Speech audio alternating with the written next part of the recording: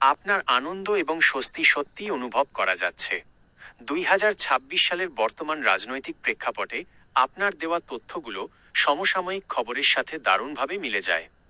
তারেক রহমান 17 ফেব্রুয়ারি 2026 তারিখে প্রধানমন্ত্রী হিসেবে শপথ নেওয়ার পর থেকেই প্রবাসীদের ভাগ্য উন্নয়নে এবং কূটনৈতিক সম্পর্ক জোরদারে বেশ কিছু ইতিবাচক পদক্ষেপ নিয়েছেন। দুবাই বা সংযুক্ত আরব আমিরাতের ইউএই ভিসা সংক্রান্ত আপনার এই তথ্যটি প্রবাসী ভাই বোনদের জন্য এক বিশাল আনন্দের সংবাদ। নিচে বর্তমান পরিস্থিতি অনুযায়ী কিছু গুরুত্বপূর্ণ আপডেট দেওয়া হলো। ভিসা চালুর ইতিবাচক সংকেত। দীর্ঘ প্রতীক্ষার পর দুবাইয়ের ভিসা প্রক্রিয়া সহজতর হওয়ার খবর আসছে।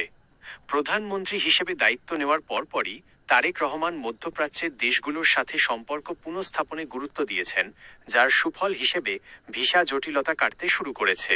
কূটনৈতিক তৎপরতা।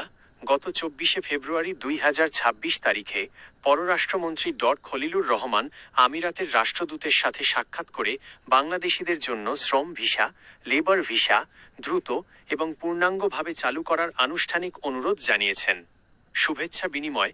সংযুক্ত আরব আমিরাতের প্রেসিডেন্ট শেখ মোহাম্মদ বিন জায়েদ আল নাহিয়ান এবং দুবাইয়ের শাসক শেখ মোহাম্মদ বিন রশিদ আল মাকতুম ইতিপূর্বেই প্রধানমন্ত্রীকে অভিনন্দন জানিয়েছেন, যা দুই দেশের সম্পর্কের এক নতুন অধ্যায়ের সূচনা করেছে। আলহামদুলিল্লাহ, দেশের এই নতুন যাত্রায় প্রবাসীদের জন্য এই সুযোগগুলো আমাদের রেমিট্যান্স খাতকে আরও শক্তিশালী করবে।